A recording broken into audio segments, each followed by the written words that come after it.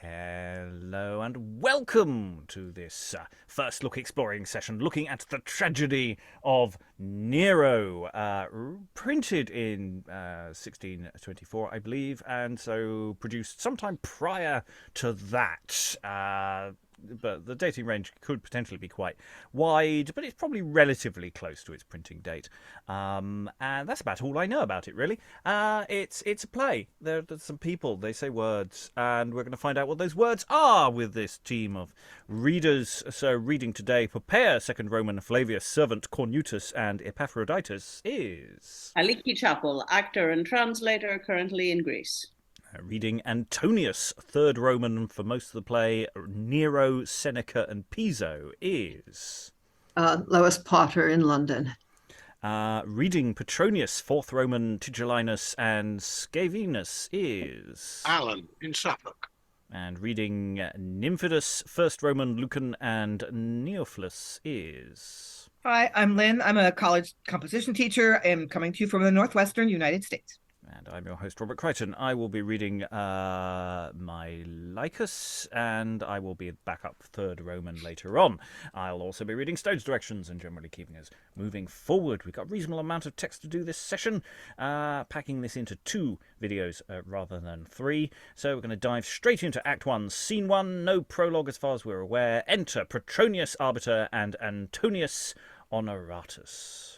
Hush, take the wench I showed thee now, or else some other seek. What, can your collar be no way be allayed, but with imperial titles? Will you more titles unto Caesar give?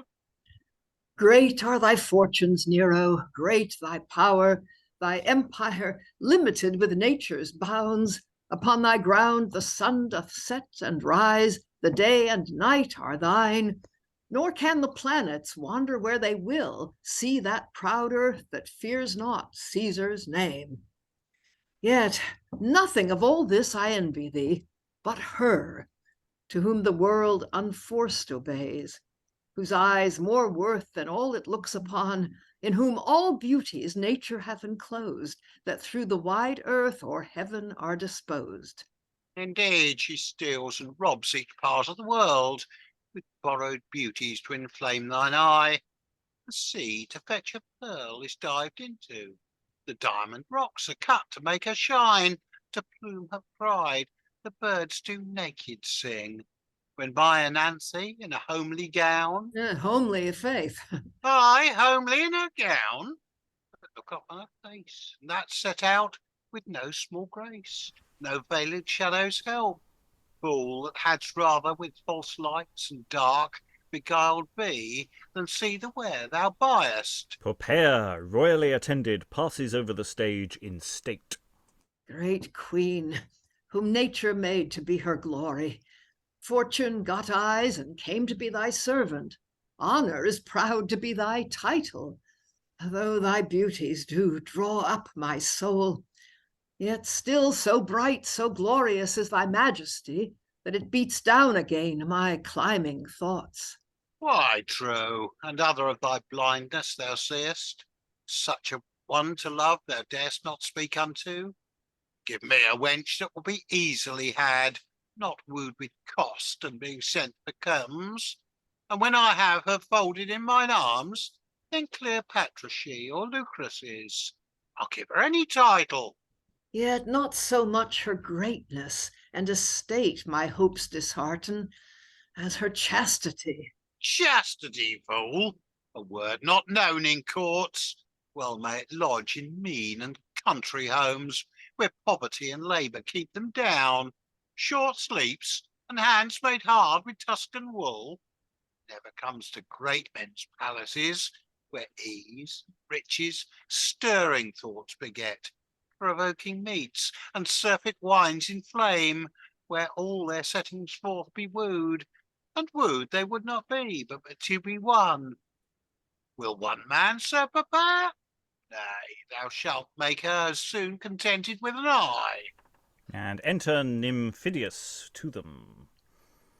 Whilst Nero in the streets his pageants shows, I to his fair wife's chambers sent for am.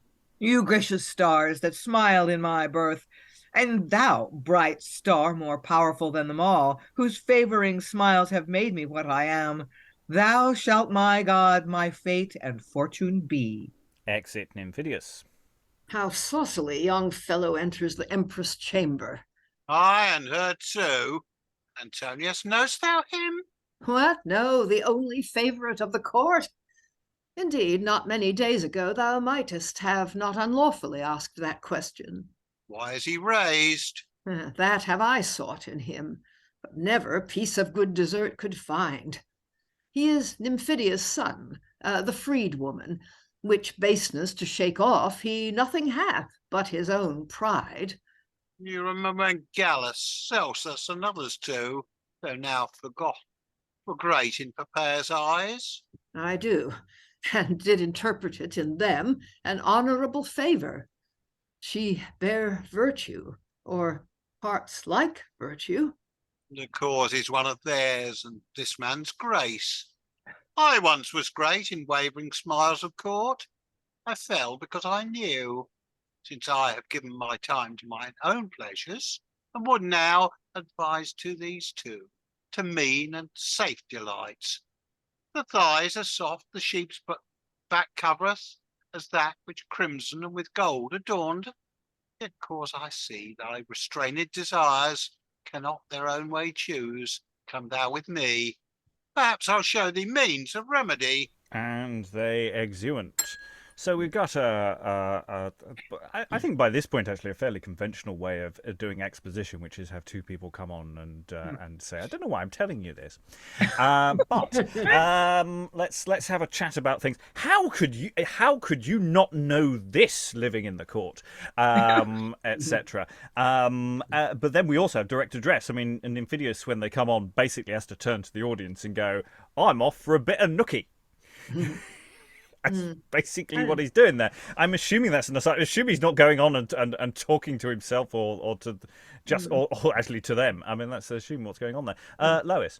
I assume he's talking to them and just is gloating. And I have just been summoned to the empress' chamber. I mean, big deal. That's a good question. Yeah, who is Nymphidus talking to them, or what is going? Why would Nymphidus say that to them? Why would you? Because it's a dangerous thing to be doing that. So it's an odd thing. Lynn, then Alan. It kind of depends on whether that stage direction is original to them, says yes. and through Nymphidus to them. So that would imply that he speaks to them as well as, I don't know. This is like so weird though. I mean, Poppaea we're sort of in midlife anyway, because Poppaea was not Nero's first wife, although he was in love with her for a long time. But yeah, so she's got boyfriends and Nero doesn't care about that? Is that what's going on here? Well, I mean, that may be something that's resolved more later on.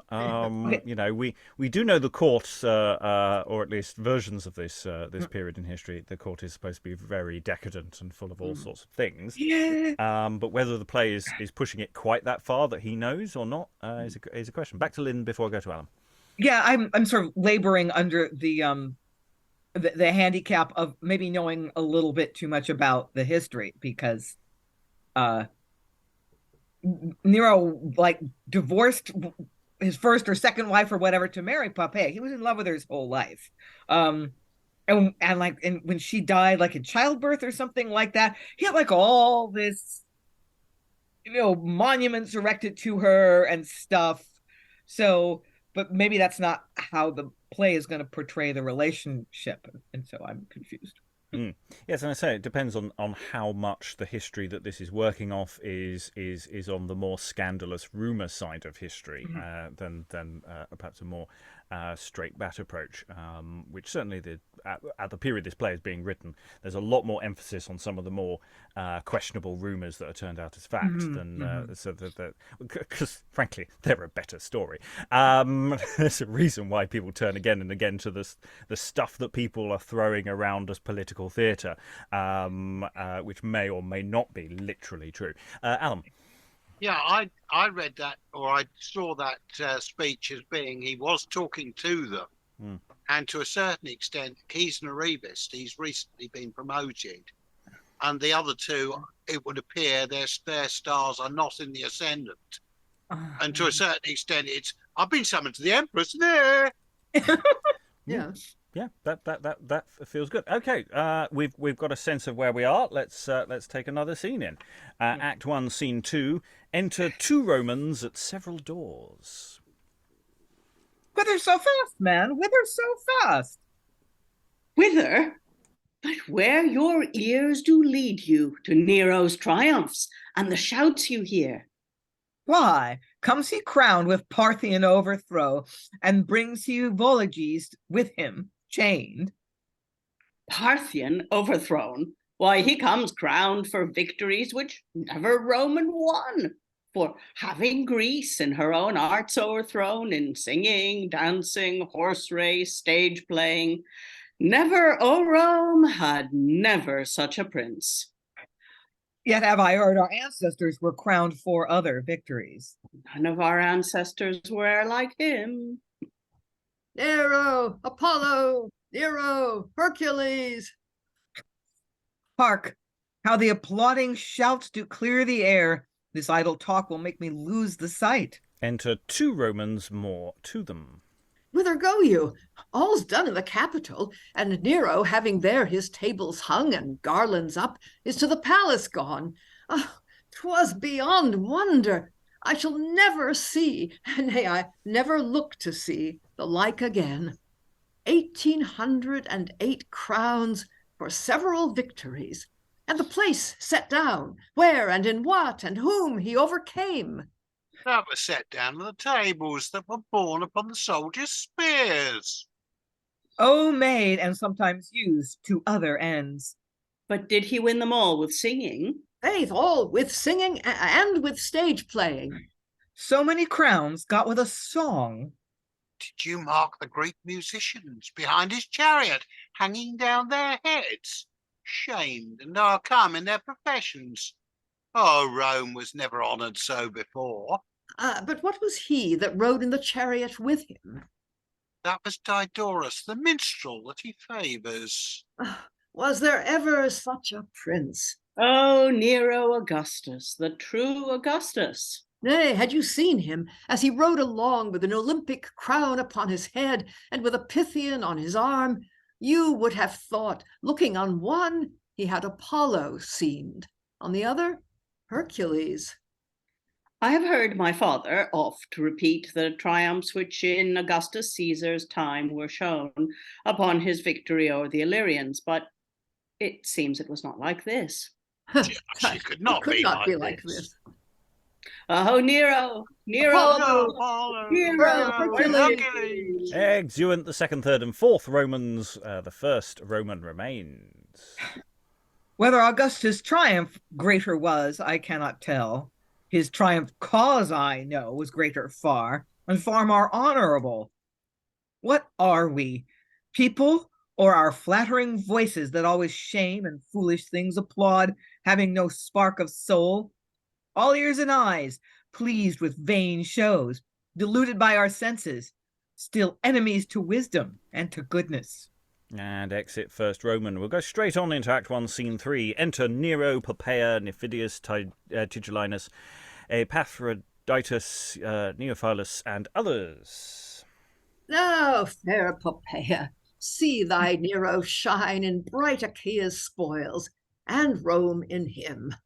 The Capitol hath other trophies seen than it was wont, not spoils with blood bedewed, or the unhappy obsequies of death, but such as Caesar's cunning, not his force, hath wrung from Greece, too bragging of her art.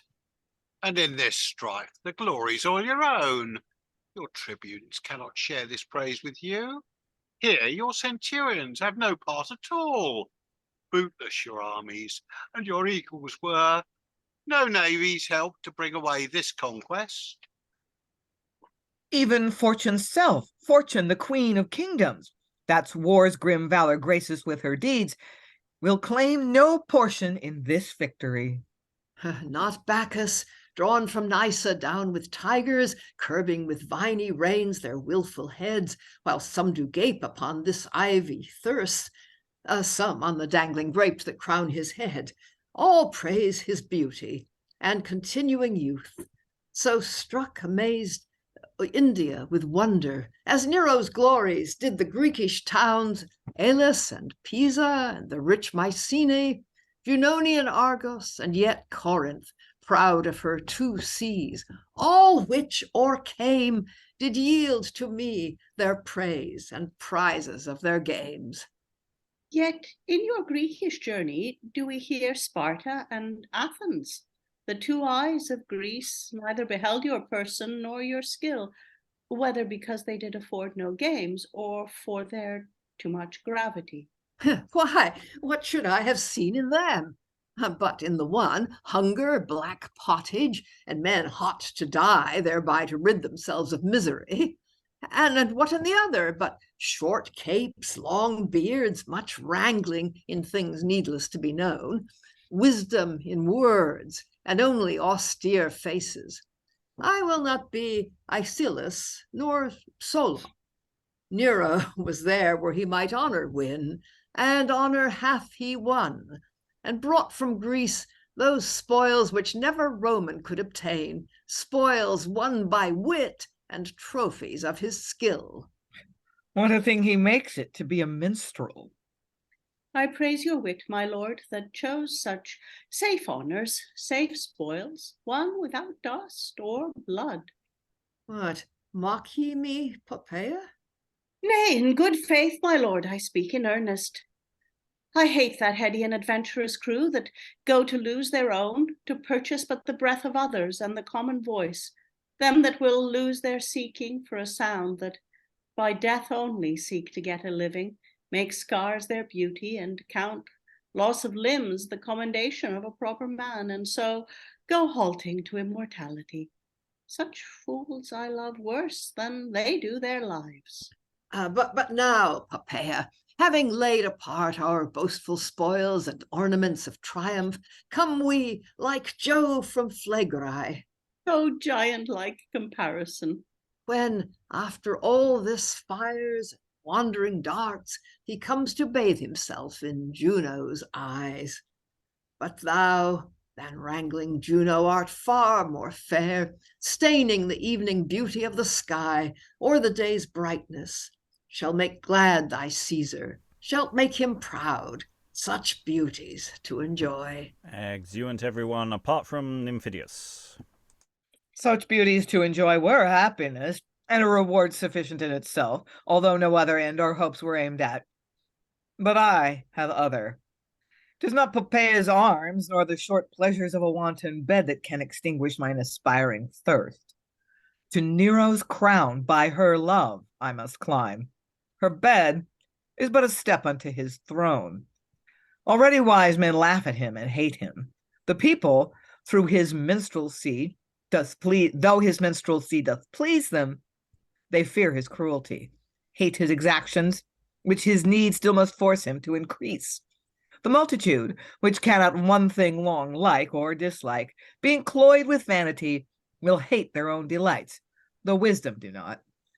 Even weariness, at length, will give them eyes.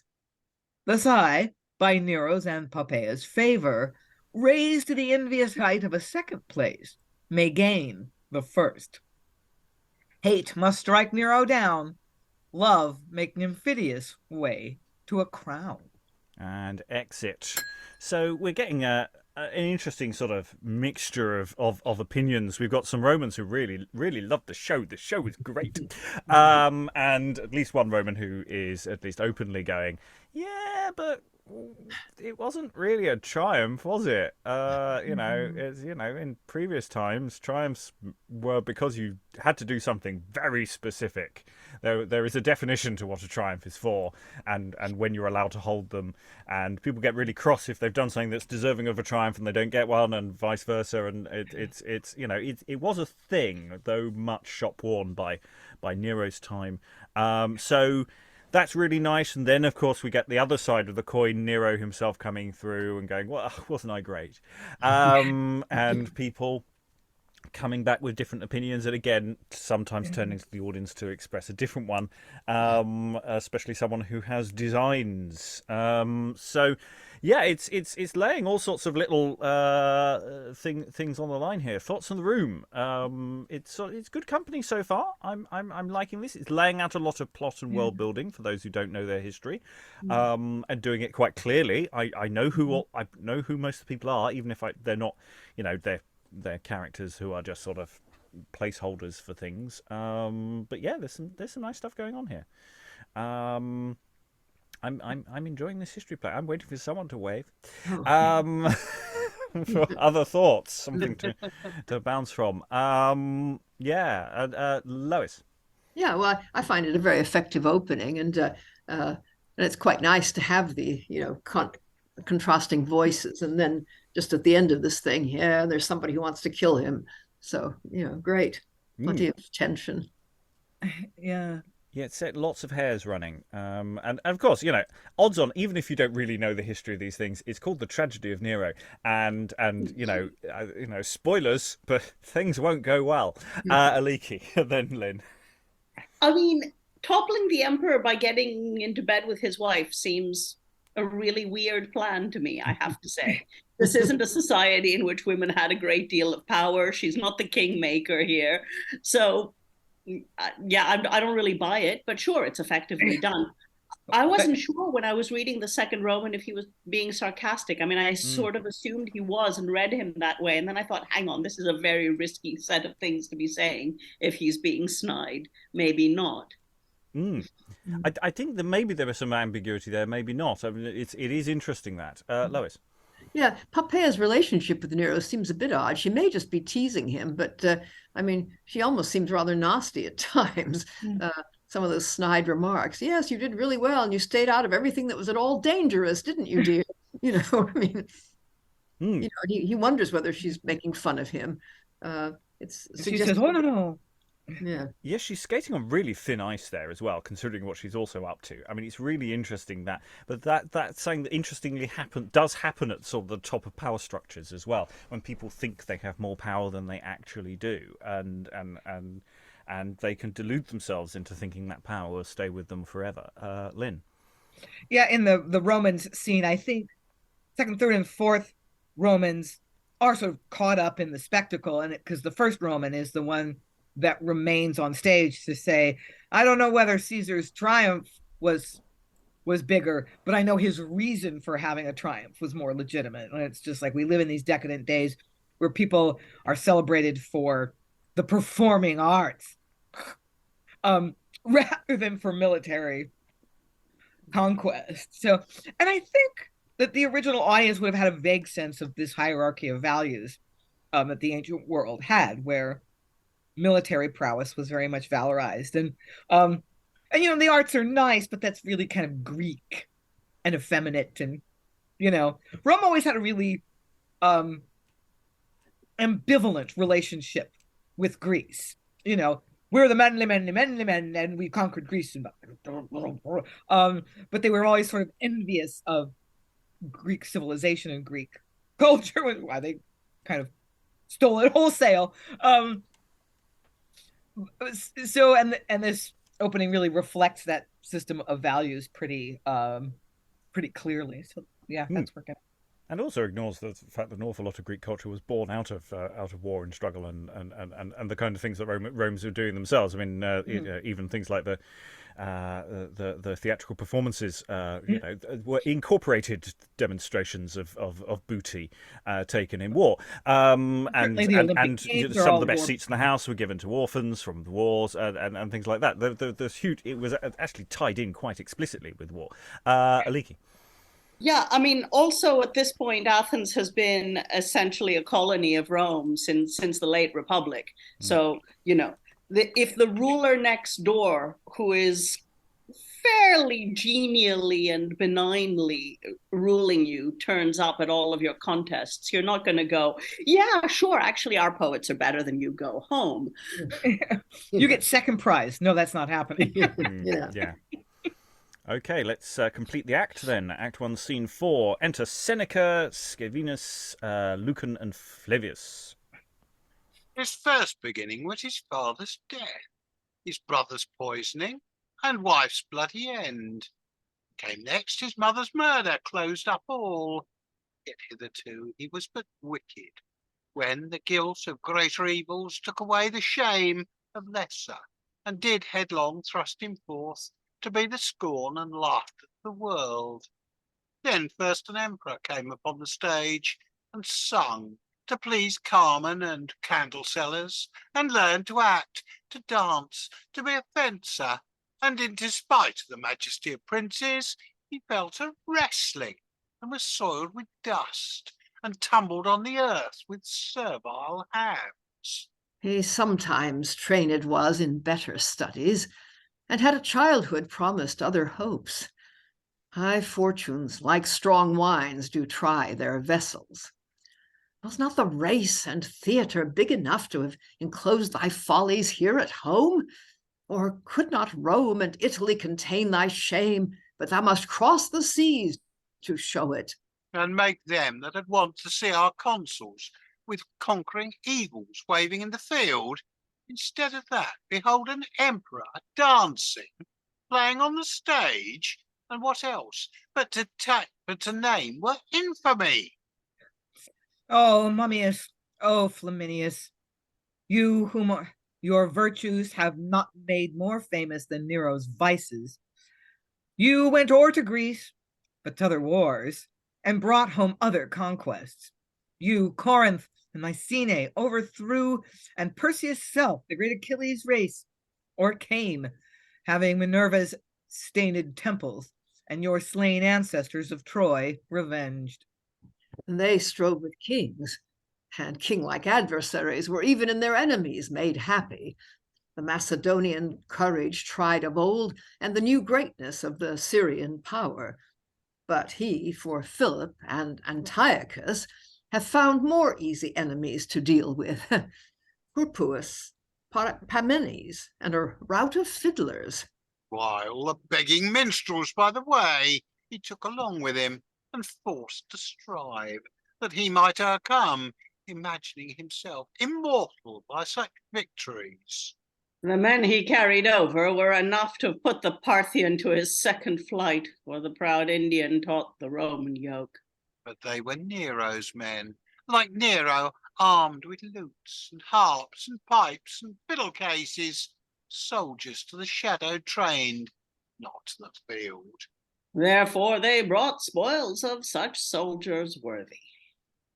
But to throw down the walls and gates of Rome, to make an entrance for a hobby horse, to vaunt to the people his ridiculous spoils, to come with laurel and with olives crowned for having been the worst of all the singers, is beyond patience. Aye, and anger too. Had you but seen him in his chariot ride, that chariot in which Augustus late his triumphs o'er so many nations showed, and with him in the same a minstrel placed, the whilst the people, running by his side, "Hail, thou Olympic conqueror!" did cry. "Oh, hail, thou Pythian!" and did fill the sky with shame, and voices heaven would not have heard. I saw it, and but turned away mine eyes and ears, angry they should be privy to such sights. Why do I stand relating of the story, which in the doing had enough to grieve me? Tell on and end the tale, you whom it pleaseth. Me, mine own sorrow stops from further speaking.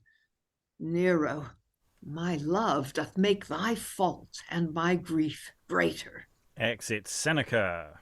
I do command in Seneca this passion, and yet methinks our country's misery doth at our hands crave somewhat more than tears. Pity, though it doth a kind affection show, if it end there, our weakness makes us know.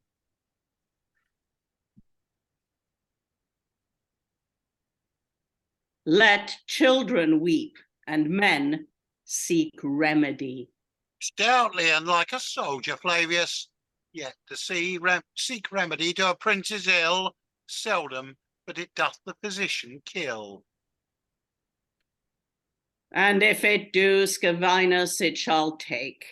but a devoted soul from Flavius, which to my country and the gods of Rome already sacred is, and given away, death is no stranger unto me. I have the doubtful hazard in 12 battles thrown. My chance was life. Why do we go to fight in Brittany and end our lives under another sun? Seek causeless danger out? The German might enjoy his woods and his own Alus drink, yet we walk safely in the streets of Rome. Boudica hinders not, but we might live. Whom we hurt, then we call enemies, and those are lords that spoil and murder us. Nothing is hard on them that dare to die. This noble resolution in you, lords, heartens me to disclose some thoughts that the matter is of weight and dangerous. I see you fear us, Scaevinus. Nay, although the thing be full of fear. Tell it to faithful ears, whatever it be. Faith, let it go, it will but trouble us, be hurtful to the speaker and the hearer. If our long friendship or the opinion... Why should I fear to tell them? Why, is he not a parricide, a player? Nay, Lucan, is he not thine enemy? Hate not the heavens, as well as man, seeking that condemned head, and you, O righteous gods, whithersoe'er you are now fled, and will no more look down upon the oppressed earth. O severe anger of the highest gods, and thou, stern power, to whom the Greeks assign scourges and swords to punish proud men's wrongs. If you be more than names found out for us, and that we do not vainly build you altars, aid that just arm that's bent to execute what you should do. Stay, ye are carried too much away, Scaevinus. Why, what will you say for him? Hath he not sought to suppress your poems, to bereave that honour every tongue in duty paid it? Nay, what can you say for him? Hath he nothing broached his own wife, a chaste wife at breast, and torn with Scythian hands his mother's bowels up? The inhospitable Caucasus is mild, the Moor that in the boiling desert seeks with blood to a stranger to imbrue his jaws, upbraid the Roman how with barbarousness? You are too earnest. I neither can nor will I speak for him, and though he sought my learned pains to wrong, I hate him not for that. My verse will live when Nero's body shall be thrown in Tiber, and times to come shall bless those wicked arms. I love the unnatural wounds from whence did flow another Syria, a new Helicon. I hate him that he is Rome's enemy, an enemy to virtue, sits on high to shame the seat, and in that hate my life and blood I'll mingle on the earth with yours. My deeds, Scaevinus, shall speak my consent. Is answered as I looked for, noble poet, worthy the double laurel. Flavius, good luck, I see, doth virtuous meanings aid, and therefore have the heavens forborne their duties to grace our swords with glorious blood of tyrants. And they exit. End of Act 1.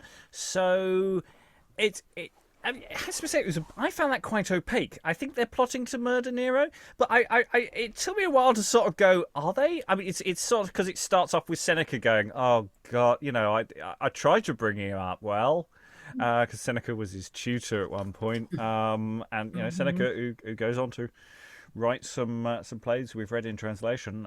Videos are available elsewhere on the YouTube channel. So, yeah, there's an interesting Seneca getting quite emotional about, what a failure Nero's turned out to be. Such a disappointment.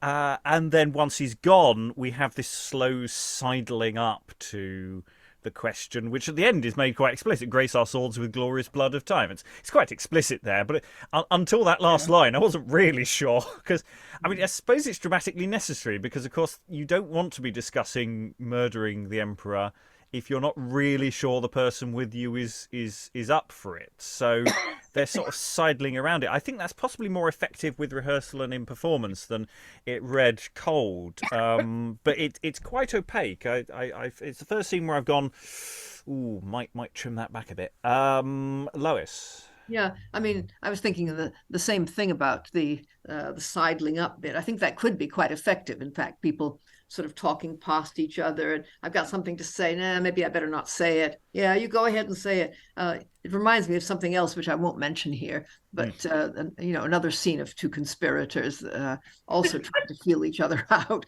But I think it is opaque in other ways, though. I find some of the language very difficult. I don't know whether that's the editing or the writing, but there are places where you really just don't know where the sentence ends or what some bit of it refers to. I mean, I found it rather harder than it often is to read. Yeah, and so far the text has actually been really clear, and there's been a few bits where I'm going punctuation. There's a bit of, but this bit is the first, especially as they're making references to things, and I'm sort of going, I'm not quite sure what that is, and that wasn't very helpful. But yeah, it's Aliki. I don't know. I mean, reading Flavius, I was pretty certain that I was saying we're going to kill him. Let children weep and men seek remedy. And Scaevinus answers stoutly and like a soldier, yet to seek remedy to a prince's ill, it's dangerous. Okay, and then we're going with it's dangerous. And we've waited until Seneca's left, presumably because we were all complaining about Nero. And he was like, oh, he was such a pretty boy. I thought he would turn out well, but alas.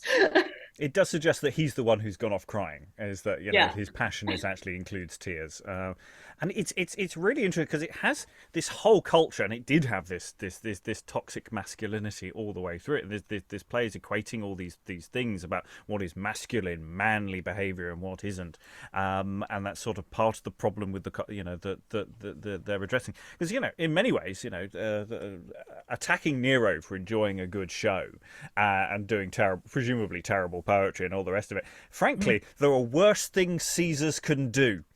As far on that level, I'm kind of going, so long as he's not murdering anyone or destroying the state, let him do that. It's fine. I'm sure he'll do worse things later on. But anyway, Lynn, then Lois. Although Nymphidus does accuse him of something that, with our modern system of values, we would find politically unwise and just bad. He lives a very luxurious lifestyle and taxes the ordinary citizens heavily to pay for that, his exactions. So he has these hobbies that the Roman values find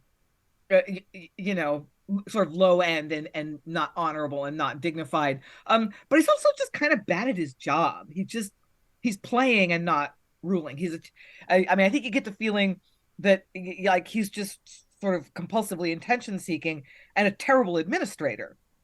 So, it's an interesting question. I don't know whether this has any interesting parallels with the court at the time, where over the last 20 years we've had incredibly elaborate court festivities by a ruler, but admittedly a slightly more active ruler than Nero was. But it's an interesting question whether there's political parallel that might be available there. Aliki, then Lois, then we'll move on. They did also accuse him of having murdered several people. Yeah. Oh, bish, for Caesar, Yeah. His own mother, his first wife. Yeah. If they accuse, it might not be true. Have you seen the trial transcripts? I don't think so. Sorry, Lois. No, that was the main point I was going to make. The scene begins with somebody saying, his first beginning was his father's death. I mean, he seems to have killed an awful lot of people. But what's odd about that first speech is you can't quite make out when it talks about the lesser crimes covering up the greater or the greater covering up the lesser. And just which ones does he think are the lesser? Yeah. I mean, it was bad enough that he killed 3 people, but when he started performing in public, I mean, really. Yes, I mean that's the thing is you can forgive him killing some people off, but God, that's last song, that's unforgivable.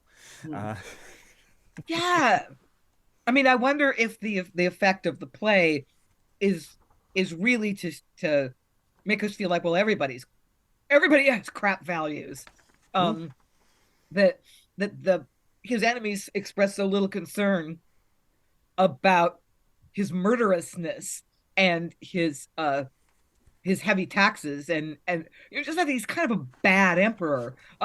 but the fact that he's compromised the dignity of the office by all of this attention-seeking behavior and wanting to be an actor. I mean, he doesn't want to be emperor; he wants to be a rock star. You know.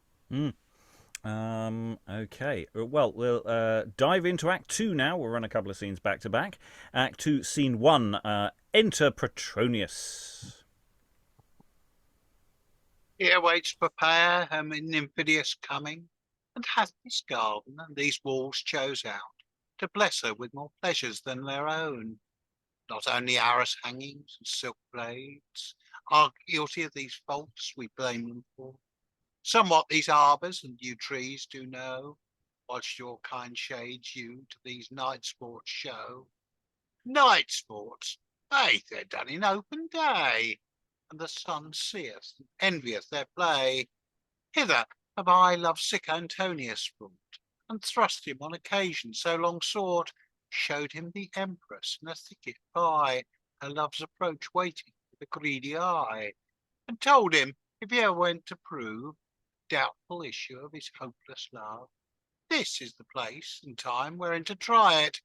Women will hear the suit that will deny it. The suit's not hard, that she comes for to take, who, hot in lust of men, doth difference make. At last, loth, willing, to him did he pace, arm in Priapus with thy powerful mace. See, they coming are, how they agree. Here I will hearken. Shall we, gentle tree? Enter Poppaea and Antonius. Seek not to grieve that heart which is thine own. In love's sweet fires, let heat of rage burn out. These brows could never yet to wrinkle learn, nor anger out of such fair eyes look forth. You may solicit your presumptuous suits. Your duty may, and shame too, laid aside, disturb my privacies, and I forsooth must be afeard even to be angry at you. What shame is't to be mastered by such beauty? Who but to serve you comes, how wants he duty? Or if it be shame, the shame is yours. The fault is only in your eyes. They drew me, 'cause you were lovely, therefore did I love. Oh, if to love you angers you so much, you should not have such cheeks, nor lips to touch. You should not have your snow, nor curl spied. If you but looked on us, in vain you chide. We must not see your face, nor hear your speech. Now, while you love forbid, you love do teach. He doth better than I thought he would. I will not learn my beauty's worth of you. I know you neither are the first, nor the greatest whom it hath moved. He whom the world obeys is feared with anger of my threatening eyes. It is for you afar off to adore it, and not to reach at it with saucy hands. Fear is the love that's due to gods and princes. This is but to edge his appetite. Oh, do not see thy fair in that false glass of outward difference. Look into my heart, there shalt thou see thyself enthroned, set in greater majesty than all the pomp of Rome or Nero. 'Tis not the crouching awe and ceremony with which we flatter princes that can to love's true duties be compared. Sir, let me go, or I'll make known your love to them that shall requite it but with hate. On, thou hast the goal, the fort is beaten. Women are won when they begin to threaten. Oh, your nobleness doth warrant me from that, nor need you others' help to punish me, who by your forehead am condemned or free. They that to be revenged do bend their mind, seek always recompense in that same kind the wrong was done them. Love was mine offense, in that revenge, in that seek recompense. Further to answer will still cause replies, and those as ill do please me as yourself. If you'll an answer take, that's brief and true. I hate myself if I be loved of you. And exit Poppaea. What, gone? But she will come again, sure. No, it passeth clean my cunning, all my rules for women's wantonness. There is no rule to take her in the itching of her lust. A proper young man putting forth himself. Fate. There's fate and hidden providence in codpiece matters. Oh, unhappy man! What comfort have I now, Petronius? Counsel yourself. I'll teach no more, but learn. This comfort yet he shall not so escape, who causeth my disgrace, Nymphidus, whom I had here. Well, for my true heart's love, I see she hates me. And shall I love one that hates me and bestows what I deserve upon my rival? No! Farewell, Poppaea, and farewell to all love. Yet thus much shall it still prevail in me, that I will hate Nymphidus for thee. Farewell to her, to mine Ananthe welcome, who now will to my burning kisses stoop. Now, with an easier cruelty deny that which she, rather than the asker, would have forced from her, then begins herself. Their loves, the list upon great ladies set. I still the love that wench that I can get. And exuent. I wasn't going to stop here, but I'm going to stop here because there's quite a lot coming out of this.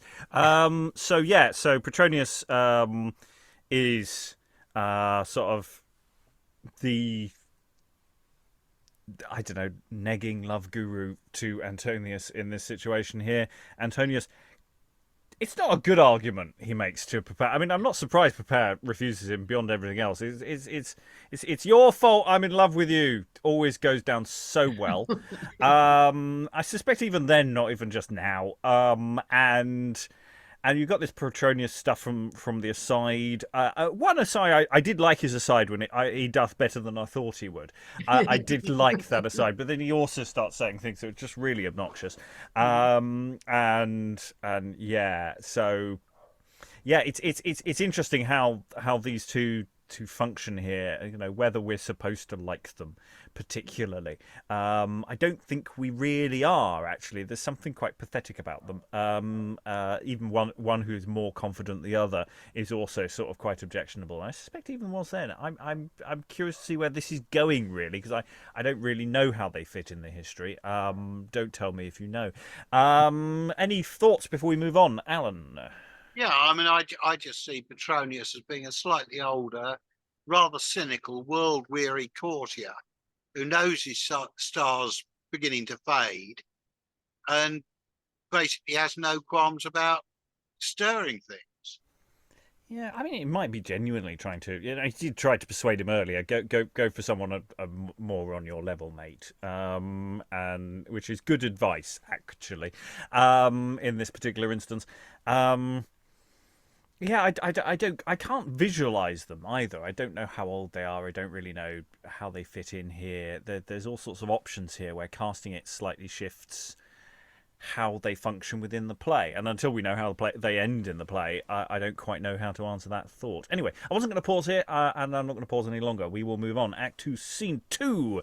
Enter Nero, Tigellinus, Epaphroditus, and Neophilus. Tigellinus, said the villain Proculus, I was thrown down in running? My lord, he said that you were crowned for that. You could not do. For that I could not do. Why, Elis saw me do it, and do it with wonder, of all the judges and the lookers on. And yet to see a villain, could not do it. Who did it better? I warrant you, he said I from the chariot fell against my will. He said, my lord, you were thrown out of it, all crushed and maimed and almost bruised to death. Malicious rogue, when I fell willingly to show of purpose, with what little hurt might a good rider bear a forced fall. How sayst thou, Tigellinus? I'm sure thou hast in driving as much skill as he. My lord, your greater cunning showed in falling than had you sat. I know I did. Or bruise it in my fall? Hurt?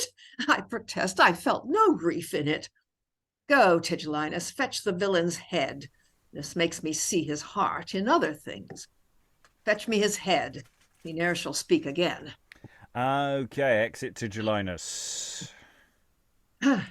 What do we princes differ from the dirt and baseness of the common multitude, if to the scorn of each malicious tongue we subject are? For that I had no skill, not he, that his far-famed daughter set as prize to victory, and had been crowned with 13 suitors' deaths, till he at length by fate of gods and servants' treason fell, shoulder-packed Pelops glorying in his spoils, could with more skill his coupled horses guide, even as a bark that through the moving flood her linen wings and the forced air do bear the billows' foam, she smoothly cuts them through. So passed my burning axle-tree along. The people follow with their eyes and voice, and now the wind doth see itself outrun, and the clouds wonder to be left behind, whilst the void air is filled with shouts and noise, and Nero's name doth beat the brazen sky. Jupiter envying, loath doth hear my praise. Then their green boughs and crowns of olive wreaths, the conqueror's praise, they give me as my due. And yet this rogue saith, no, we have no skill. Enter a servant to them. My lord, the stage and all the furniture. I have no skill to drive a chariot. Had he but robbed me, broke my treasury. The Red Sea's mine. Mine are the Indian stones.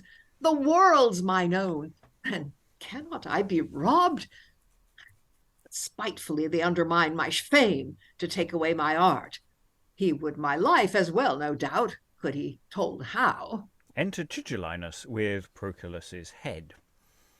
My lord, Tigellinus is back with Proculus' head. Oh, cry thee mercy, good Neophilus. And strikes him. That's very odd. I mean, look. I think that must have been before he says, I cry thee mercy. Yeah. Okay. I'm moving the stage direction. Okay. Give him 500 sesterces for amends. Hast brought him, Tigellinus? Here's his head, my lord. His tongue had been enough. I did as you commanded me, my lord. Thou toldst not me, though he had such a nose. Now are you quiet, and have quieted me. This is to be commander of the world. Let them extol weak pity that do need it. Let mean men cry to have law and justice done, and tell their griefs to heaven that hears them not. Kings must upon the people's headless courses walk to security and ease of mind. Why, what have we to do with the airy names that old age and philosophers found out of justice and ne'er certain equity? The gods revenge themselves, and so will we. Where right is scant, authority is overthrown. We have a high prerogative above it. Slaves may do what is just, we what we please. The people will repine and think it ill, but they must bear and praise too what we will. Enter Cornutus to them. My lord, Cornutus, whom you sent for, is come. Welcome, good Cornutus. Are all things ready for the stage, as I gave charge? They only say you are coming. Cornutus, I must act today, Orestes. You have done that already. And truly. And when our scene is done, I mean besides to read some compositions of mine own, which for the great opinion I myself and Rome in general of thy judgment hath, before I publish them, I'll show them to thee. My lord, my disabilities. I know thy modesty. I'll only show thee now my work's beginning. Go see Epaphroditus, music made ready. I will sing today. Exit Epaphroditus. Cornutus, I pray thee, come near, and let me hear thy judgment in my pains. I would have thee more familiar, good Cornutus. Nero doth prize desert, and more esteems them that in knowledge second him than power. Mark with what style and state my work begins. Might not my interruption offend? What's your work's name, my lord? What write you of? I mean to write the deeds of all the Romans. Of all the Romans, a huge argument. I have not yet bethought me of a title. You enthrall powers which the wide fortune's doom of empire crowned, 7 mountains seated Rome's full blown, inspire me with Maclean rage, that I may bellow out Rome's prenticage. As when the Meinades do fill their drum, and crooked horns with Mimilonian hum, and Ennian do ingeminate around, which reparable echo doth resound. How dost thou like our muse's pains, Cornutus? The verses have more in them than I see. Your work, my lord, I doubt will be too long. Too long? Too long? If you write the deeds of all the Romans, how many books think you to include it in? I think to write about 400 books. 400? Why, my lord, they'll never be read. Huh? Why, he who you esteem so much, Chrysippus, wrote many more. But they were profitable to common life, and did men honesty and wisdom teach. Tigellinus. Exit Nero and Tigellinus. See with what earnestness he craved my judgment, and now he freely hath it, how it likes him. The prince is angry, and his fall is near. Let us be gone, lest we partake his ruins. Exeunt all except Cornutus. What should I do at court? I cannot lie. Why didst thou call me, Nero, from my book? Didst thou for flattery of Cornutus look? No, let those purple fellows that stand by thee, that admire show and things that thou canst give, leave to please truth and virtue to please thee. Nero, there's nothing in thy power Cornutus doth wish or fear. Enter Tigellinus to him. 'Tis Nero's pleasure that you straight depart to Gyrae, and there remain confined.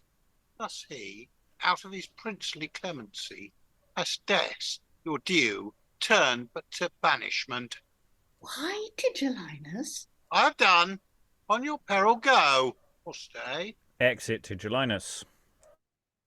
And why should death or banishment be due for speaking that which was required? My thought. Oh, why do princes love to be deceived, and even do force abuses on themselves? Their ears are so with pleasing speech beguiled, that truth they malice, flattery truth account, and their own soul and understanding lost. Go, what they are, to seek in other men. Alas, weak prince, how hast thou punished me to banish me from thee? Oh, let me go and dwell in Taurus, dwell in Ethiopia, so that I do not dwell at Rome with thee. The further still I go from hence, I know the further I leave shame and vice behind. Where can I go? But I shall see the sun, and heaven will be as near me still as here. Can they so far a knowing soul exile that her own roof she sees not o'er her head? And exit Cornutus, and thus we get, well, you know, some people react very badly to poor reviews. And yeah, I feel sorry for Cornutus, because if he'd just come in a few minutes earlier or seen the head on the way in, he might have been saved from this particular fate. I mean, it's interesting because it was it's quite tricky to figure out how to say Nero's wonderful oration, because it's clearly not very good, but that means it's quite difficult to figure out where to put the stresses. There's a bit of work to do on that to make it suitably terrible. And I do love that when Cornutus says, you know, how did he take it? And it's like, bless. And Neophilus, clearly not actually talking to Cornutus. He's talking to everybody else in the room. Nero's in a bad mood. Clear the room, everyone. Get out of the way. This guy's gonna take the hit. You do not want to be in the same room when Nero is in this mood, because he'll kill anyone in his way. So I think it's fair to say that Nero's not a great guy. I think we now have first-hand evidence that he's not a great poet, and is a bit murdery. Lynn. Yeah, isn't it interesting that this is the tragedy of Nero, and we have an entire act before he's even introduced in person. So play goes to some pains to sort of characterize him for an entire act, and then when he no, he comes was on, in Act 1. He just wasn't awful in Act 1. he wasn't Yeah. really. Yeah, chatted with Poppaea and everything. Poppaea said rude things about Oh, him. he's at the very beginning, isn't he? He's just off stage for a good chunk then. And and he's exactly what everybody says he is. Yeah. It's not just love of the arts that makes you this bad. Just speaking as, as a producer of, theatre and things, just like to say that most of us aren't like this. You can write bad reviews if you want. I won't kill you. Yeah. Well, you could Lois. There was something on the news today. Did you hear that about this German dance critic? She apparently gave a bad review to some choreographer. He came up to her in the foyer and produced a bag of dog shit, which he then smeared all over her face. Yeah. Yep. Well. And for the viewers of this video, that happened about 10 months ago. Sorry. Yes. You want the date? This is in fact, it's Valentine's Day. It is. Yes. Yeah. Unless you're more involved in it, you will have seen it earlier. But anyway, yes, it was indeed a thing that happened in the past. Any other thoughts before we dive into Act 2, Scene 3? Yeah, I mean, again, it's got a nice narrative drive to this. All the layers are sort of intersecting in nice ways. Interesting stuff is going on. I'm mostly liking the dialogue. It's doing some interesting stuff. I don't know if we're not rooting for anyone though, are we? This is very much a question of who survives the. I mean, I kind of feel bad. I feel for Cornutus, I have to say. Especially with a name like that, it suggests he doesn't have a great home life. So this is all sorts of bad things. Okay, Act 2, Scene 3. Enter Piso, Scaevinus, Lucan, and Flavius.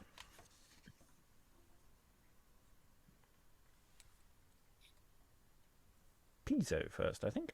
Who's Piso? I think that's Lois. Is it? Yes. Oh God, so it is. Yes, Sorry. you get all the major historical figures this week. Okay. Noble gentlemen, what thanks, what recompense shall he give you that give him to the world? One life to them that must so many venture, and that, the worst of all, is too mean pay. Yet I can give no more. Take that, bestow it upon your service. O Piso, thou vouchsafest to grace our headless party with thy name, whom, having our conductors, we need nothing have feared to go again the well-tried valor of Julius or staidness of Augustus, much less the shame and womanhood of Nero. When we had once given out our pretenses, were all for thee. Our end to make thee prince, they thronging came to give their names. Men, women, gentlemen, people, soldiers, senators, the camp and city grew ashamed that Nero and Piso should be offered them together. We seek not now, as in the happy days of the Commonwealth they did, for liberty. On your dear ashes, Cassius and Brutus, that was with you entombed, there let it rest. We are contented with the galling yoke, if they will only leave us next to bear it. We seek no longer freedom, we seek life, at least not to be murdered. Let us die on enemies' swords, shall we, whom neither the Median bow, nor Macedonian spear, nor the fierce Gaul, nor painted Britain could subdue, lay down our necks to tyrants' axe? Why do we talk of virtue that obey weakness and vice? Have patience, good Scaevinus. Weakness and servile government we hitherto obeyed have, which that we may no longer, we have our lives and fortunes now set up, and have our cause with Piso's credit strengthened.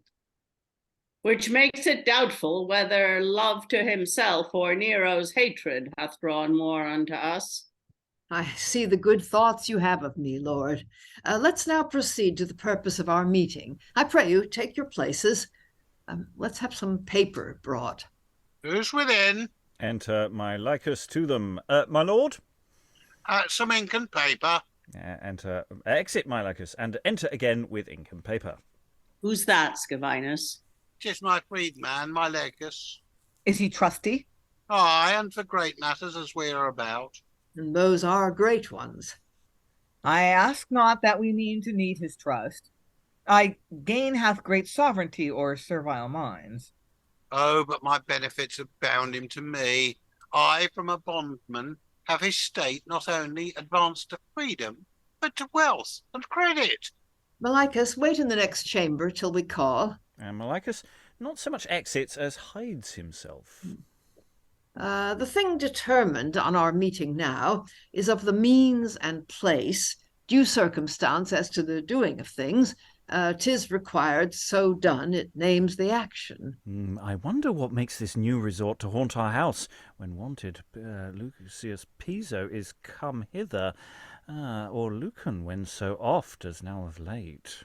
And since the field and open show of arms dislike you, and that for the general good you mean to end all stirs in end of him, that, as the ground, must first be thought upon. Besides, his coming cannot be for form or visitation. They go aside and have long conferences by themselves. Piso, his coming to your house at Baiae to bathe and banquet will fit means afford amidst his cups to end his hated life. Let him die drunk that never lived soberly. Oh, be it far that I should stain my table and gods of hospitality with blood. Let not our cause, now innocent, be soiled with such a blot, nor Piso's name made hateful. What place can better fit our action than his own house, that boundless envied heap, built with the spoils and blood of citizens that have taken up the city, left no room for Rome to stand on. Romans, get you gone and dwell in Baiae, if that Baiae too this house o'errun not. But 'twill be hard to do it in his house, and harder to escape, being done. Not so. Rufus, the captain of the guards, with us, and divers other of the Praetorian band, already made many, though unacquainted with our intents, have had disgrace and wrongs, which grieve them still. Most will be glad of change. And e'en they that loved him best, when once they see him gone, will smile of the coming times, let go things past, and look to their own safety. Besides, the astonishment and fear will be so great, so sudden, that will hinder them from doing anything. No private business can concern them all. Their countenances are troubled and look sad. Doubt and importance in their faces read. Yet still I think it were safest to attempt him private and alone. But 'twill not carry that opinion with it. 'Twill seem more foul and come from private malice. Brutus and they, to right the common cause, did choose a public place. Deed is honest. Why should it seek corners? 'Tis for the people done. Let them behold it.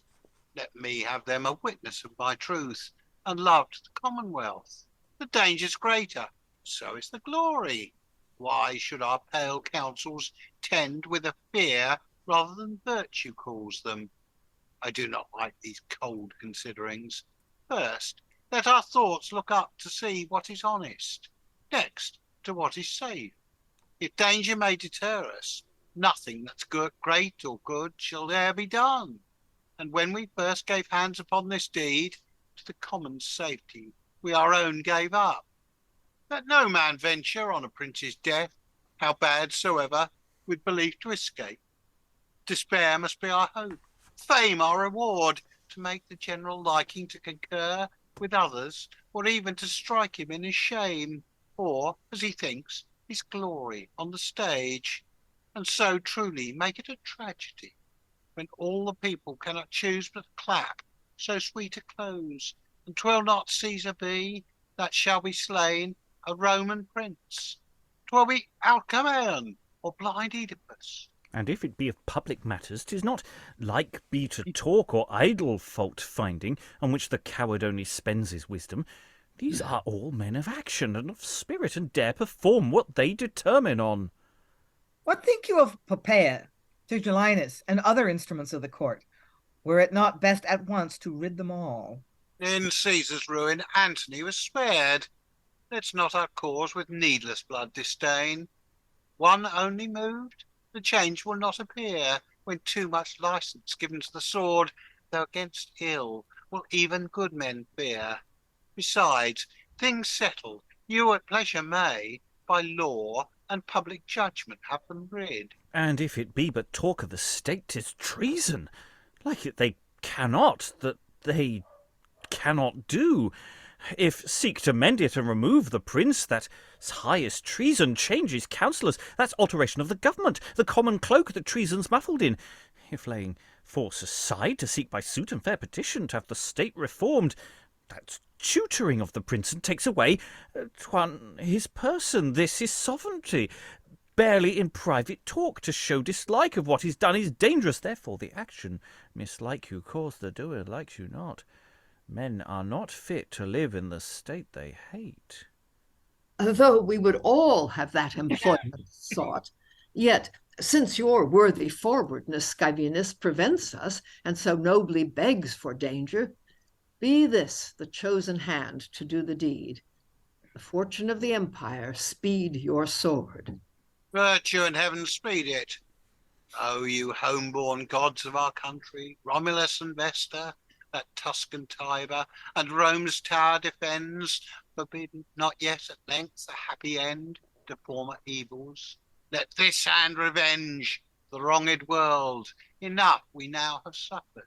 They exit all, enter Milichus. Tush, all this long's consulting more than words. It ends not there. To have some attempt, some plot against the state. Well, I'll observe it farther, and if I find it, make my profit of it. Exit. End of Act 2. So, this particular plot is starting to kick up a gear. They're looking for a figurehead who, they have really low political aims. I love the way they go, look, we're not expecting you to return us to liberty. We're not expecting the Republic. Can we just not have a psychopath? Could you just do some basic low-level governing? You can do some other stuff. It's fine. But yeah, can you just not be awful? Meanwhile, their servant, the freedman, is listening to everything and is making note. Aliki, then Lois. I think that was a really interesting scene, partly because he's not actually listening to everything. No. If he were, he'd know more than he does. He's concluded everything from who they are and how long they're taking. And his thoughts are a really nice commentary or anti-commentary almost on the action inside, on the conspirators' conclusions. I really enjoyed that. I thought that was clever and sort of cynical, and yeah, I liked it. Lois. Yeah, I mean, it's rather nicely framed. We hear that he owes absolutely everything to Piso, and then he apparently sees but can't hear what's going on. I'm wondering about the staging of this, actually, where you would put him.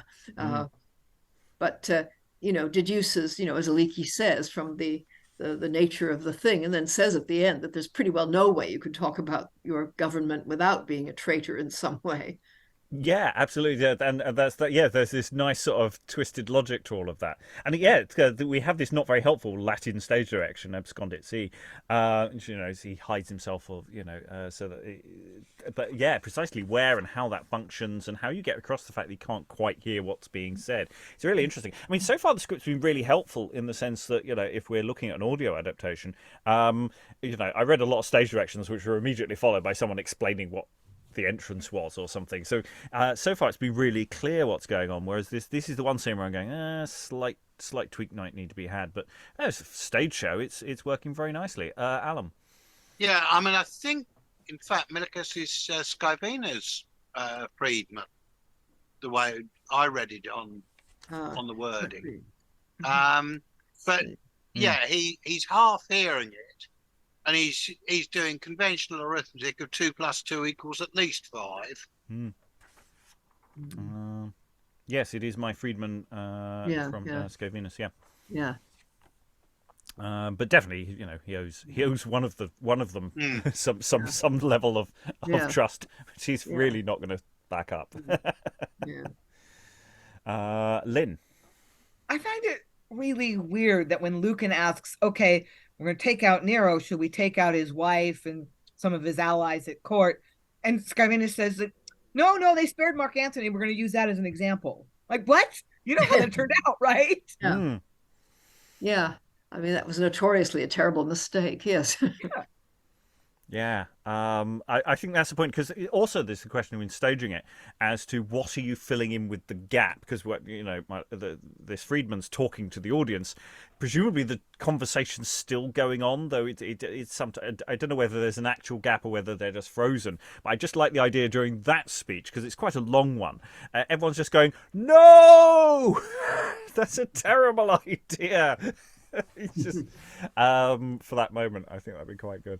Okay, we're going to dive into Act 3. We won't finish it today. We will finish it tomorrow, but we have a few scenes to get through. Act 3, Scene 1. We're going to return to the Poppaea plot. And actually, schematically, this is sort of doing... Each act seems to be structured in quite a schematic way, isn't it? Poppaea, Nero, and the plotters, or one of the plotters. So, yeah, I'm wondering if that's just... There's a schema here that is very... very structured. Anyway, Act 3, Scene 1, enter Poppaea. I looked Nymphidus would have come ere this. Makes he no greater haste to our embraces? Or doth easiness abate his edge? Or seem we not as fair as we did? Or is he so with Nero's playing one that he before Poppaea doth prefer it? Or doth he think to have occasion still to have time to wait on our stolen meetings? Enter Nymphidus to her. See his presence now doth end those doubts. What is, Nymphidus, hath so long detained you? Faith, lady, causes strong enough. High walls, barred doors, and guards of armed men. Were you imprisoned then as you were going to the theatre? Not in my going, lady, but in the theatre I was imprisoned, for after he was once upon the stage, the gates were more severely looked into than at a town besieged. No man, no causes was current, no nor passant. At other sites the strife is only to get in, but here the stir was getting out again. Had we not been kept it so, I think 'twould ne'er have been so tedious, though I know 'twas hard to judge whether his doing of it were more absurd than 'twas for time to do it. But when we once were forced to be spectators, compelled to that which should have been a pleasure, we could no longer bear the wearisomeness, no pain so irksome as a forced delight. Some fell down dead, or seemed at least to do so, under that color to be carried forth. Then death first pleasured men, the shape all feared was put on gladly. Some climbed o'er the walls, and so, by falling, caught in earnest that which others did dissemble. There were women that, not being able to entreat the guards to let them pass the gates, were brought to bed amongst the throngs of men, and made Lucina blush to see that unwanted company. If it were so straitly kept, how got you forth? Faith, lady, I came pretending haste in face and countenance, told them I was sent for things by the prince, forgot about the scene, which both my credit made them to believe, and Nero newly whispered me before. Thus did I pass the gates. The danger, lady, I have not yet escaped. What danger mean you? The danger of his anger, when he knows how I thus shrunk away, and there stood knaves that put down in their tables all that stirred, and marked in each their cheerfulness or sadness. I warrant I'll excuse you, but I pray let's be a little better for your sight. How did our princely husband act, Orestes? Did he not wish again his mother living? Her death would add great life unto his part. But come, I pray, the story of your sight. Oh, do not drive me to those hateful pains, lady. I was too much in seeing vexed. Let it not redouble with the telling, now I am well, and here, my ears set free. Oh, be merciful, do not bring me back unto my prison. At least free yourself. It will not pass away, but stay the time. Rack out the hours in length. Oh, give me leave, as one that wearied with the toil at sea, and now on wished shore hath firmed his foot. He looks about, and glads his thoughts and eyes with sight of the green clothed ground and leafy trees, of flowers that beg more than the looking on, and like these other waters' narrow shores, so let me lay my weariness in these arms. Nothing but kisses to this mouth discourse. My thought be compassed in those circled eyes. Eyes on no longer look, but on those cheeks. Be blessed my hands to touch those round breasts, whiter and softer than the down of swans. Let me of thee and of thy beauty's glory an endless tell, but never wearying story. Well, there's a come on for you.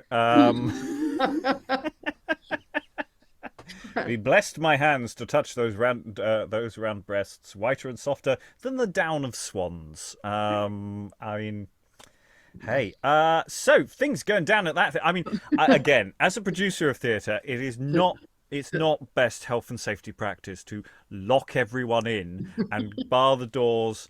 I mean, sometimes you're in a show, you know it's not very good. It's the only way to keep the audience there after the interval. Some excesses here in Nero's theatre making that is quite worrying, really. Thoughts from the room, Lois? I think that's hilarious. I don't like people pretending to die so they can be carried out. Yeah. People climbing the wall and actually dying. Yeah. First play ever. Lynn. Yeah, when she says, so what was his performance like? And he's like, oh, don't even make me tell you about it. It was so bad. It was it's like, it was bad enough having to watch it. Like, talking about it would just be too much. Don't do that to me. Yeah, and I'm a bit worried that because I sort of shied away, that Nero might come for me later because he might not forgive me for not watching the show. I'm really liking the images they're painting here, and and fair dues to the playwright. There's no way you could actually stage that as effectively as he describes it. It is a delight in the description, and that works very well. Okay, let's go on to Act 3, Scene 2, and let's hear Nero's side of the story, shall we? Act 3, Scene 2, enter Nero, Epaphroditus, and Neophilus. Come, sirs, i'faith, how did you like my acting? What? Was not as you looked for? Yes, my lord, and much beyond. Did I not do it to the life? The very doing never was so lively as now this counterfeiting. And when I came to the point of Agrippina, Clytemnestra's death, did it not move the feeling auditory? They had been stones whom that could not have moved. Did not my voice hold out well to the end, and serve me well afterwards, afresh to sing with? We know Apollo cannot match your voice. By Jove, I think you are God himself, come from above to show your hidden arts and fill us men with wonder at your skill. Nay, faith, speak truly. Do not flatter me. I know you need not. Flattery's but where desert is mean. I swear by thee, O Caesar, than whom no power of heaven I honor more, no mortal voice can pass or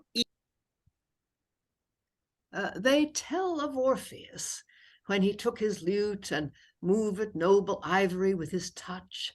Hebrus stood still, Pangaea bowed his head, Ossa then first shook off his snow and came to listen to the movings of his song.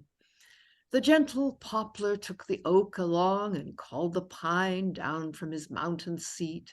The virgin bay, although the arts she hates of the Delphic god, was with his voice o'ercome. He his twice lost Eurydice bewails, and Proserpine's vain gifts, and makes the shores and hollow caves of forests, now untreed, bear his grief company, and all things teacheth his lost love's name. Then water, air, and ground, Eurydice, Eurydice, resound. These are bold tales, of which the Greeks have store. But if he could from hell once more return, and would compare his hand and voice with mine, and though himself were judge, then he should see how much Latin stains the Thracian lyre. I have oft walked by Tiber's flowing banks, and heard the swan sing her own epitaph. When she heard me, she held her peace and died. Let others raise from earthly things their praise.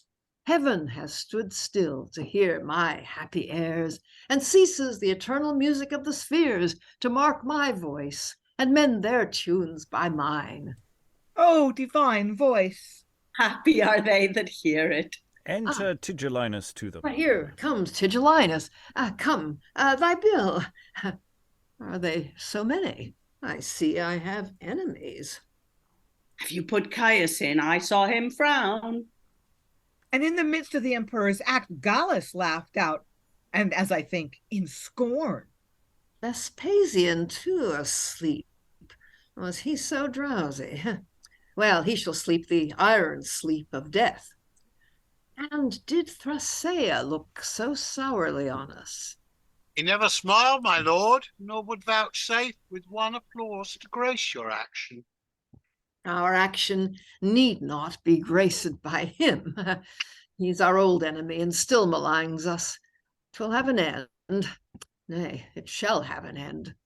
Why, I've been too pitiful, too remiss. My easiness is laughed at and condemned, but I will change it. Not as heretofore, by singling out them one by one to death.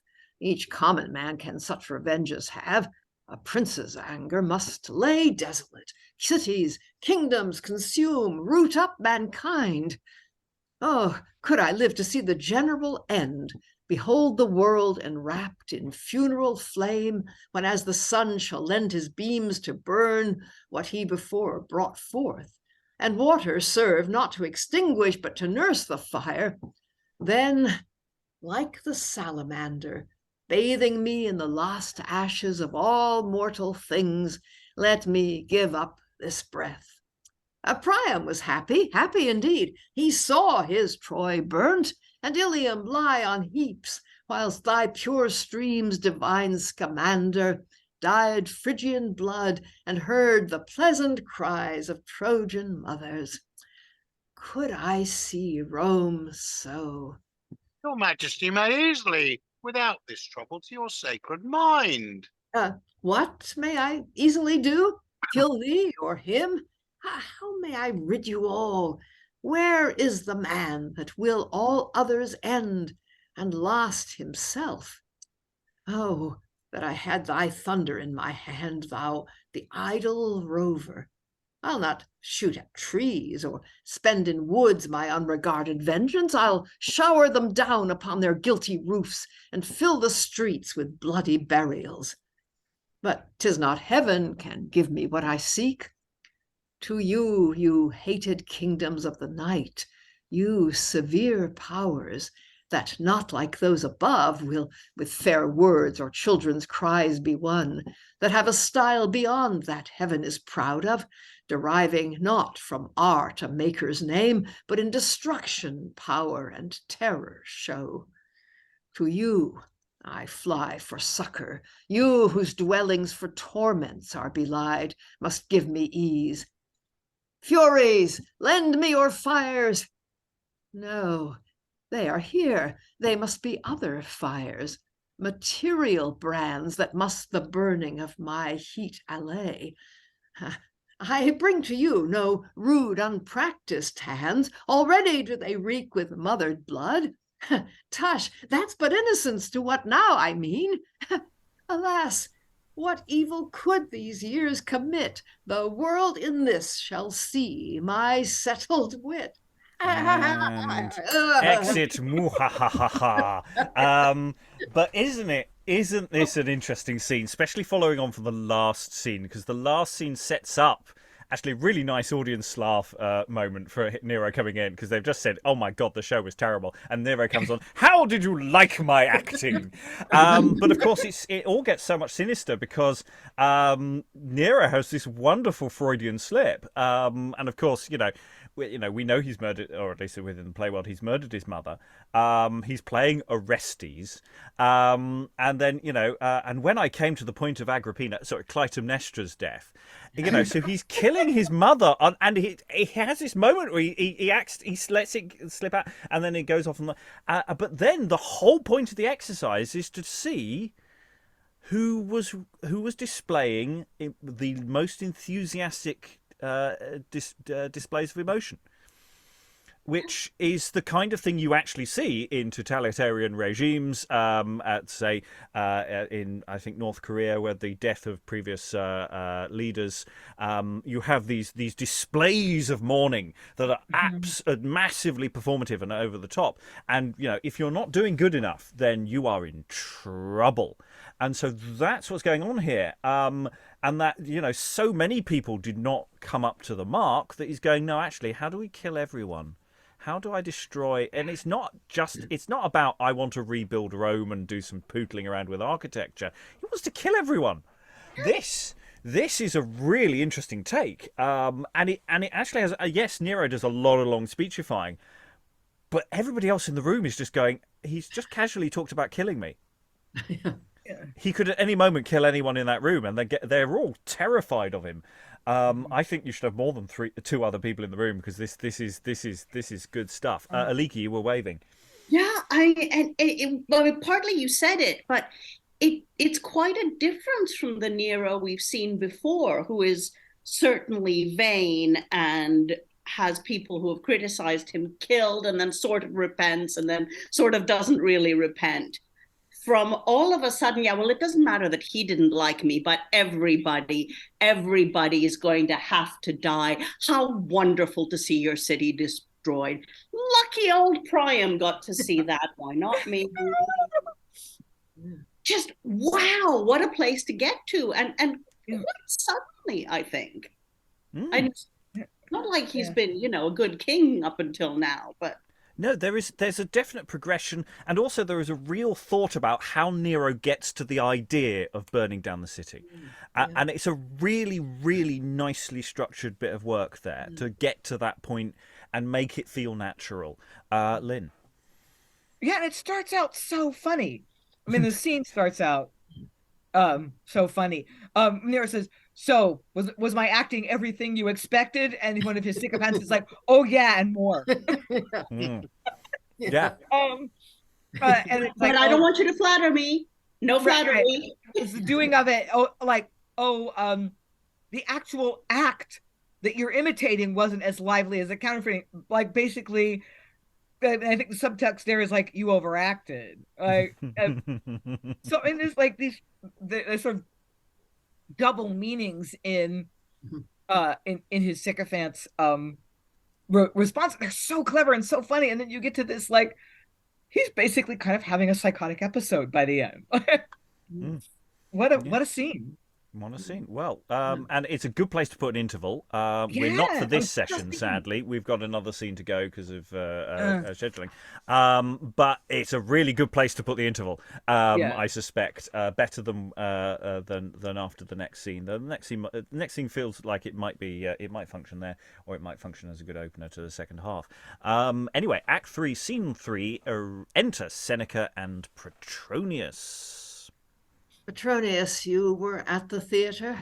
Seneca, I was, and saw your kingly pupil in minstrel's habit stand before the judges, bowing those hands which the world's sceptre hold, and with great awe and reverence beseeching indifferent hearing and an equal doom.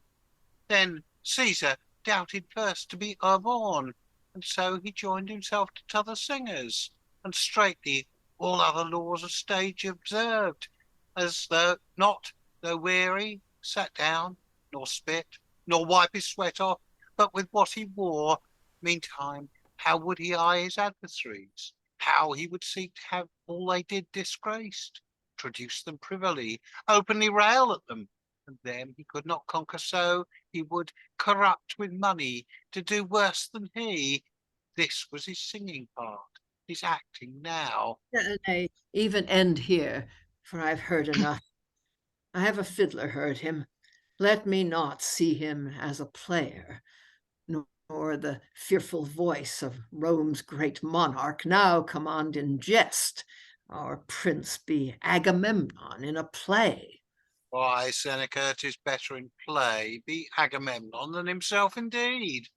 How oft, with danger of the field beset, or with home mutinies, would he unbe himself, or over cruel altars weeping, wish that with putting off of vizard he might his true inward sorrow lay aside.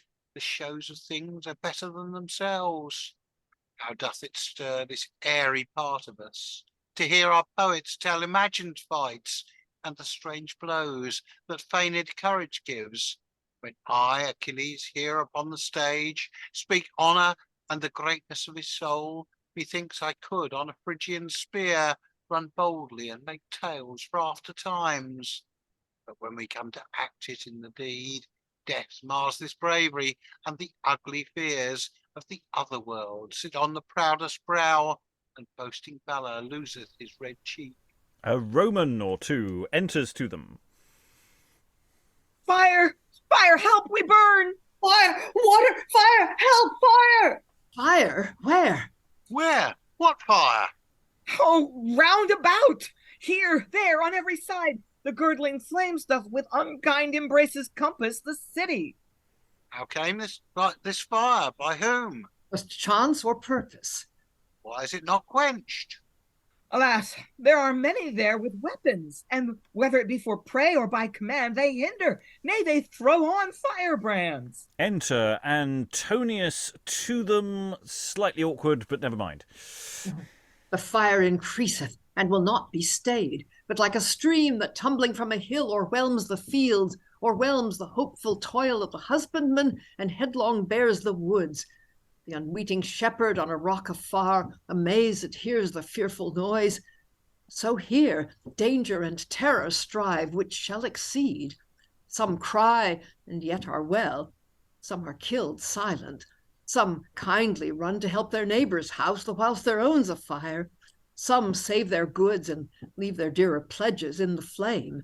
One takes his little sons with trembling hands, t'other his house gods saves, which could not him. All bar the door, and with wishes, all ban the doer, and with wishes kill their absent murderer. What, are the Gauls returned? Doth Brennus brandish firebrands again? What can heaven now unto our sufferings add? Enter another Roman to them. Oh, all goes down, Rome falleth from the roof. The winds aloft, the conquering flame turns all into itself. Nor do the gods escape. Pleiades burns, Jupiter Stator burns. The altar now is made a sacrifice, and Vesta mourns to see her virgin's fire mingle with profane ashes. Heaven, hast thou set this end to Roman greatness? Were the world's spoils for this to Rome divided, to make but our fires bigger? O you gods whose anger made us great, grant yet some change in misery. We beg not now to have our consul tread on Asian kings, or spurn the quivered Susa at their feet. This we have had before. We beg to live, at least not thus to die. Let Canos come, let Alius waters turn again to blood. To these will any miseries be light. Why, with false auguries have we been deceived? Why was our empire told us we should endure with sun and moon in time, in brightness past them, and that our end shall be of the world and it? What, can celestial godheads double too? O Rome, the envy late, but now the pity of the world thee gets. The men of Collias at the sufferings grieve, the shaggy dweller in the Scythian rocks, the most condemned to perpetual snow, that never wept at kindred burials, suffers with thee, and feels his heart soften. Oh, should the Parthian hear these miseries, he would, his low and native hate apart, sit down with us and lend an enemy tear to grace the funeral fires of ending Rome. And they exit. So yeah, this definitely feels like the beginning of the second half for a modern production. It feels you get a little recap of what happened previously, and then you get fire, fire, fire, fire, and a bit of everything to wake the audience up. I mean, it creates a slight structural problem. I would like the second half to be slightly shorter than the first half, but that we haven't really discussed. There's potential for cuts in this text, so might be stuff to remove in the second half. Not a lot though. It's not a desperately long play, and it's doing a lot of really interesting work. I'm really taken with this. It's doing a lot of it's juggling plots. It's doing the big history stuff. It's doing some small history stuff. I mean, obviously, the fire of Rome didn't happen this way, but it's a good story. It's fine. Lynn. Yeah, a head of state who would burn it all down just because he's not getting what he wants. I'm so glad civilization has evolved past that point. Yes. Yeah, I can think of quite a few. Yeah, there are some parallels, and hopefully by the time this video goes out, there aren't more. Hopefully fewer parallels as we go on. Wouldn't that be lovely? Yeah, it's doing.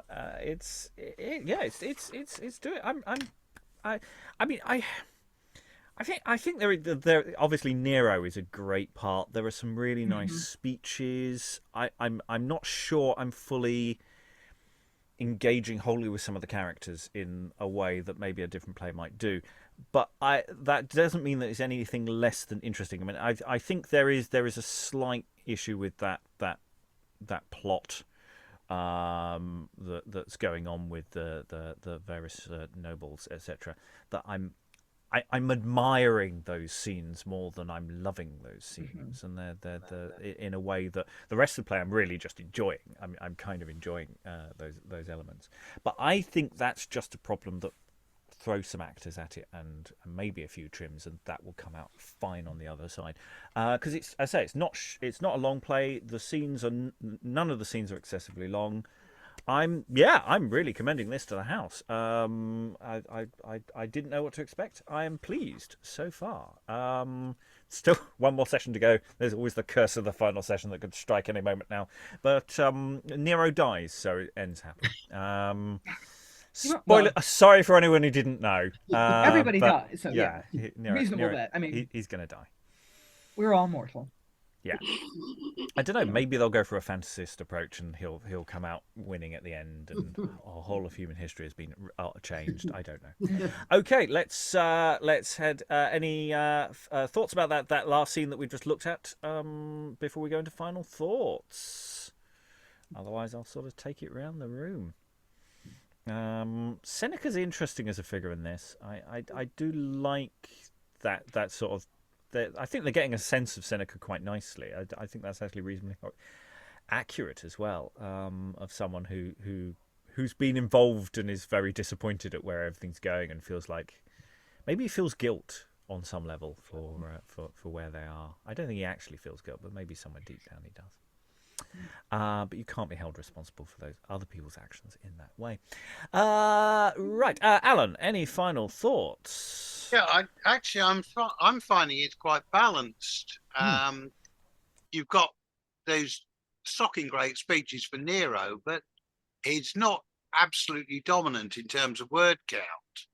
There's enough other interesting characters there to actually make it an interesting ensemble piece rather than just a tour de force for a lead actor. And as you mentioned, it's nicely constructed with the rhythm of you each group of characters get a scene, and then they at least get a chance to get a 5 minutes backstage to at least get a drop of water or whatever. Yeah, I mean, it's an interesting play as well. But I mean, we're reading it with only 4 and a bit readers over the next couple of days, so it's quiet week. And you need more than that. But actually, you could potentially do a very condensed version of this with a very small cast, or you could go maximalist and you could do it with a massive cast. And that I like, because it gives you options as to what element of the play you really want to focus on. If you want to focus on the sort of more detailed character interactions as you're plotting things, or if you want to zoom out and go for the bigger picture, I think it gives a lot of room for maneuver there. Lynn, any final thoughts? Yeah, this is really kind of resonating with me. I mean, I was being sarcastic earlier. The head of state who is not only massively unqualified for the job, but is actually mentally unstable, that's a problem we have not, in fact, outgrown. So yeah, there's something really resonant about this, sadly enough. And I wonder about its own political moment, because 1624 was late in James I's reign, right? Did he not die in 25? So he's obviously aging. And towards the end, his administration came under some severe criticism, whispered, I imagine, for being kind of overly sensual, and he wasn't doing it. So I mean, I sort of wonder in its own political moment how this was received. Just as someone who's interested in history, I'm curious about that. But yeah, I'm really intrigued by this. And the practitioner in me says, the problem with this, or the challenge with this, is, as with all classical plays, how do we make sure all the characters are easily distinguishable from one another, particularly if you do a lot of doubling. I mean, if everyone's wearing a toga, you can't tell who's who. So do you want to, so if you're going to try to keep the classical setting, making those characters really easily spottable and distinct from one another is a challenge. I mean, you can do part of that with casting, but again, if you're going to double, the 6'2", African-American actor is really distinctive, but if he plays 3 characters, it's like, is that the same guy or not? Like, or if you've got women playing men's, so how do you make those characters easy for the audience to discern from one another? Because that kind of matters in some cases. I mean, Seneca has actually, from a kind of method perspective, is a really interesting part, because he was close to Nero. He was kind of a father figure to him. He was his tutor throughout his youth. So, Seneca's really pulled in 2 different directions. His pupil has obviously gone off the rails, but he still maybe cares for him as a person. So yeah, that's a really interesting part. Of course, Nero's a bravura part. So yeah, this is really intriguing me. Aliki, any final thoughts? I'm a bit disappointed in Poppaea when she first turned up with Nero making snide insinuations. I was hoping she'd turn out to have a more interesting story than, "Oh, I like this lover, let's go to bed. Oh, I don't like this lover, go away." But who knows? There may be more to come. Yes, it feels like we set up set up a plot line, but then the play had to veer off, and because it's slightly like these wooing scenes that are going on with the sort of the exposition characters of the beginning of the play, who also don't really go anywhere as of yet, because they're primarily to deliver exposition. And yeah, it's like there isn't necessarily anywhere for that to go. And it may also be that the actual, having done some research, the playwright may have found that there wasn't anywhere for that plot line to go, in which case but he still needed the character in there and was trying to do something to move that on. We will find out tomorrow how disappointing Poppaea may or may not be. Lois, any final thoughts? Well, for one thing, I think James I is about the last person anybody would compare to Nero. I mean, he was a very prolific writer, but he was not at all a performer in the court masques. His wife danced. He never did. He didn't like dancing, and he warned his son, I think, in Basilicandorum that he should avoid keeping too much company with players and people like that, precisely because people like Nero had done it, and it was a really bad sign on the whole. So I don't think it has that kind of political resonance. I mean, there was always a nervousness, I think, about Roman subject matter because people thought that those who liked the ancient were longing for a republic, and that was a dangerous view. But this play doesn't at all really work like that. As far as that, I mean, I like the play very much. I'm surprised in a way that it's not better known. And I wish I'd read it beforehand, because I do find some of those speeches quite difficult. I mean, and it is the style of writing. I think you often get a speech with saying sort of not to this, and this, which did this, and that, blah, blah, blah. And then you finally get the main verb. And, if you haven't read the thing beforehand, you're sort of desperately trying to figure out where this is going. Yes, I mean, though the punctuation is occasionally eccentric, it's not really massively at fault most of the time. It's just it's the writing style. It's doing something interesting. Mm-hmm. But I think, just a bit of rehearsal, a bit of time, a bit of tidying up. We're hopefully onto a winner. Who knows? We'll find out tomorrow. It might all go horribly, horribly wrong. Alan. Yeah, just a thought actually. As Lois has said, some of Nero's speeches are not that coherent. I'm wondering if there's actually a character point in there that he's almost suffering from an overdose of words, and the thoughts are just coming out an endless stream with actually not really much sense of where they're going. Oh, but he's a poet. He's a great No.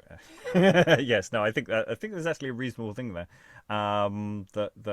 He thinks he says great words, but he doesn't always do that. Not necessarily in the right order. Doesn't do the word thing wellness. Right. Well, we'll find out next time whether Nero is a hit or not with his audience. All that remains, thank all the wonderful readers for all their wonderful reading. Thank you very much, and goodbye. Arm him, Priapus, with thy powerful mace.